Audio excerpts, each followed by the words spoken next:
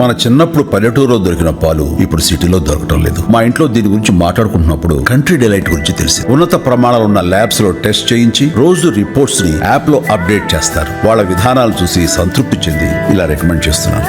ఇప్పుడే country delight app ని download చేసుకోండి. Download the country delight app now. ఇప్పుడు జాతీయ స్థాయిలో కాంగ్రెస్ వర్సెస్ బీజేపీ కదా సార్, రెండు పెద్ద పార్టీలు. ఎలాగో ఢిల్లీలో గతంలో 0, ఇప్పుడు 0కే పరిమితమైంది. కానీ కాంగ్రెస్ పార్టీ ఆప్ ఓటమిని హ్యాపీగా ఫీల్ అవుతోంది సార్. ఎందుకు సార్ అలా? అంటే మీరు ఇవాళ కూడా రేవంత్ రెడ్డి స్టేట్మెంట్ చదివాను పేపర్లో, ఫ్రంట్ పేజీలో. మేము ఢిల్లీలో ఓడించాం, మా కడియాగాడ మమ్మల్ని ఓడించినందుకు అని కూడా అన్నట్లు ఇలా పేజ్ 1లో వచ్చింది.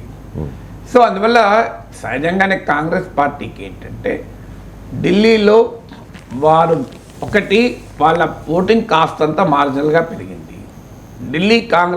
ఢిల్లీ రాష్ట్ర కాంగ్రెస్ మొదటి నుంచి జాతీయ కాంగ్రెస్ పైన ఒత్తిడి తెచ్చేది ఏంటంటే మమ్మల్ని ఇండిపెండెంట్గా పనిచేసి ఆప్ వ్యతిరేకంగా, బీజేపీ వ్యతిరేకంగా పార్టీని ఉనికిని కాపాడుకోనివ్వండి, పార్టీని స్థానికంగా పెంచుకోనివ్వండి అనేది వాళ్ళ డిమాండ్. కానీ జాతీయ రాజకీయ అవసరాల రీత్యా హైకమాండ్ కాస్త తొక్కిపెట్టి ఉంచింది. సో ఈసారి రాష్ట్రంలో ఉన్న కాంగ్రెస్ పార్టీకి అవకాశం వచ్చింది ఇండిపెండెంట్గా పనిచేయడానికి. దాని ఫలితంగా మీ కాంగ్రెస్ ఓటింగ్ కాస్తంత ఇంప్రూవ్ అయింది.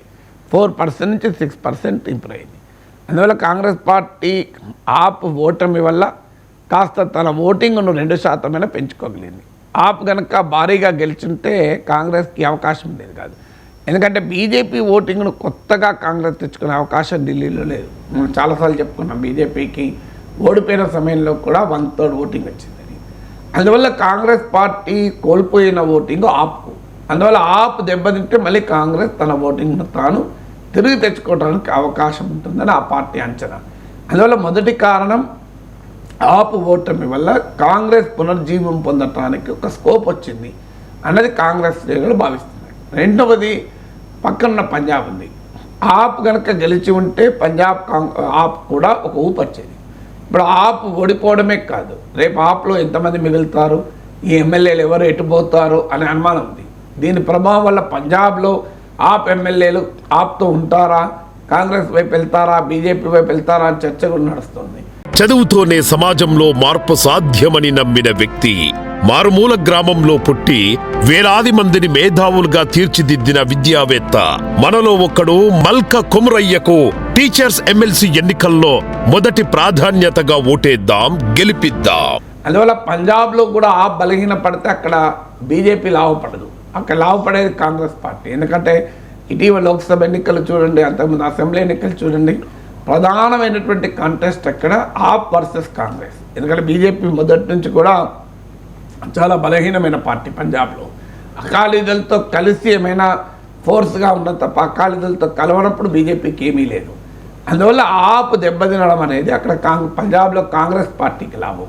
అందువల్ల ఆ రకంగా పంజాబ్లో తిరిగి తన అధికారాన్ని నిలబెట్టుకోవడానికి ఆప్ ఢిల్లీ ఓటమి కాంగ్రెస్కు ఉపయోగపడుతుందని కాంగ్రెస్ శ్రేణులు విశ్వసిస్తున్నాయి. ఇది రెండవ కారణం. మూడో కారణం ఏంటంటే ఆప్ గెలిచి ఉంటే Congress party within the India కూటమి మరింతగా కార్నర్ అయ్యేది. ఆల్రెడీ మీకు ఢిల్లీ ఎన్నికల సమయంలో ఇండియా కూటమి పార్ట్నర్లైన తృణమూల్ కాంగ్రెస్లు, సమాజ్వాదీ పార్టీలు వాళ్ళకేం బలం లేకపోవచ్చు, కానీ వాళ్ళు ఆప్కు మద్దతు ఇచ్చారు. అందువల్ల కాంగ్రెస్ పార్టీ ఒకవేళ ఆప్ గెలిచి ఉంటే ఇండియా కూటమిలో ఇతర పార్టీలు, కాంగ్రెస్ ఇతర పార్టీల పలుకుబడి పెరిగేది. అప్పుడు అరవింద్ కేజ్రీవాల్ ఇండియా కూటమిలో కీలక భాగస్వామి అయ్యేవారు.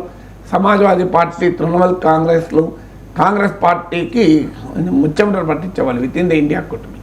అందువల్ల ఢిల్లీలో ఆప్ ఓటమి వల్ల ఇండియా కూటమిలో కాంగ్రెస్ పార్టీ ఆ మేరకైనా బలపడింది విత్ ఇన్ ది అలయన్స్. నాలుగో ఫ్యాక్టర్ ఏంటంటే కాంగ్రెస్ పార్టీ ఓడించలేదు బీజేపీని, కాంగ్రెస్ ఏతర పార్టీలే ఓడించగలుగుతాయి. చూడండి, హర్యానాలో కాంగ్రెస్ బీజేపీని ఓడించలేకపోయింది, మహారాష్ట్రలో కాంగ్రెస్ బీజేపీని ఓడించలేకపోయింది, కాంగ్రెస్ పార్టీ బీజేపీని ఓడించలేదు.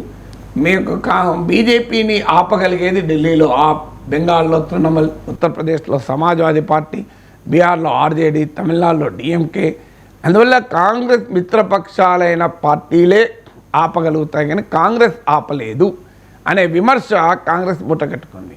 ఇప్పుడు ఢిల్లీ ఓటమి ద్వారా కాంగ్రెస్ పైన ఆ విమర్శ పోతుంది. ఎందుకంటే కాంగ్రెస్ ఇతర పార్టీ అయిన ఆప్ కూడా బీజేపీని ఆపలేకపోయింది, అధికారంలోకి రావడానికి. కాంగ్రెస్ ఒకటే ఆపలేకపోయిందా అనే క్వశ్చన్ వస్తుంది.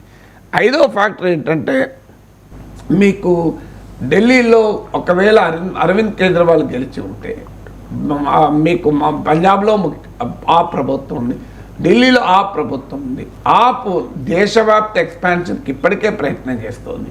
ఈ ప్రయత్నాన్ని మరింత ముమ్మరం చేసేది. ఎందుకంటే 27 ఏళ్ల తర్వాత కూడా బీజేపీని పవర్లోకి రాకుండా చేసి 4వసారి గనక కాన్సిక్యూటివ్గా గెలిచి ఉంటే అరవింద్ కేజ్రీవాల్ ప్రొఫైల్ అనేది గణనీయంగా పెరిగేది. దాని ఫలితంగా కేజ్రీవాల్ ఆప్ నేషనల్ ఎక్స్పాన్షన్కు పోయేవాడు. ఆల్రెడీ గుజరాత్లో 11% ఓటింగ్ వచ్చింది ఆమ్ ఆద్మీ పార్టీకి, గోవాలో కన్సిడరబుల్ ఓటింగ్ వచ్చింది, హర్యానాలో 1.7 ఓటింగ్ రావచ్చు. ఇలా ఎక్కడ ఆప్ పెరిగినా అది కాంగ్రెస్ పార్టీని దెబ్బతీసి పెరిగింది. ఈవెన్ గుజరాత్లో కూడా ఇప్పుడు బీజేపీ ఓటింగ్ మేము ఆప్ తెచ్చుకోలేదు కదా, బీజేపీ ఓటింగ్ ఎక్కడ చెక్క చెదలేదు గుజరాత్లో కూడా ఆప్కి వచ్చిన 11%, 12% ఓటింగ్ కూడా అది కాంగ్రెస్ ఓటింగే. అందువల్ల ఇతర ఆప్ పొలిటికల్ ఎక్స్పాన్షన్ వల్ల కాంగ్రెస్ పార్టీ నష్టపోయేది, అది లేకుండా పోతుంది. 6వది ఏంటంటే, రాహుల్ గాంధీకి ఒక కంటెండర్గా కేజ్రీవాల్ ఎమర్జ్ అయ్యేవారు. మీకు మమతా బెనర్జీ లాంటి వాళ్ళు మేము ఇండియా కూటమికి నాయకత్వం వేస్తామని ఎన్ని చెప్పినా హిందీ హార్ట్లాండ్లో బీజేపీ బలంగా ఉంటుంది కనుక, బీజేపీ నార్త్ ఇండియాలో బీజేపీ బలం కనుక అక్కడి నుంచి ఎమర్జ్ అయ్యేటువంటి నాయకుడు కీలకమవుతాడు. అందువల్ల మీకు అందుకే రాహుల్ గాంధీ వాయనాడు వదులుకొని రాయబరేలీని ఉంచుకోవటానికి కూడా కారణం అది. ఎందుకంటే the challenger to BJP should emerge from the Hindi heartland and north India. So అక్కడ అరవింద్ కేజ్రీవాల్ రాహుల్ గాంధీకి కూడా ఒక ఛాలెంజర్గా ఎమర్జ్ అవుతాడు. ఇప్పుడు అరవింద్ కేజ్రీవాల్ ఆయన ఎమ్మెల్యేగా ఓడిపోయి ఆ రాష్ట్రంలో ఓడిపోయే వరకు రాహుల్ గాంధీ లీడర్షిప్కు ఆ రకమైన ఛాలెంజర్గా లేకుండా పోయింది.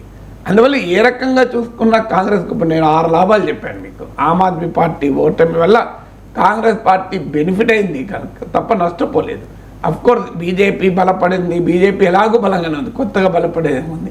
బీజేపీ ఎలాగో బలంగా ఉంది కనుక బీజేపీకి ఇది అదనంగా బలాన్ని చేకూర్చలేదు. ఆల్రెడీ బీజేపీ బలంగా ఉంది.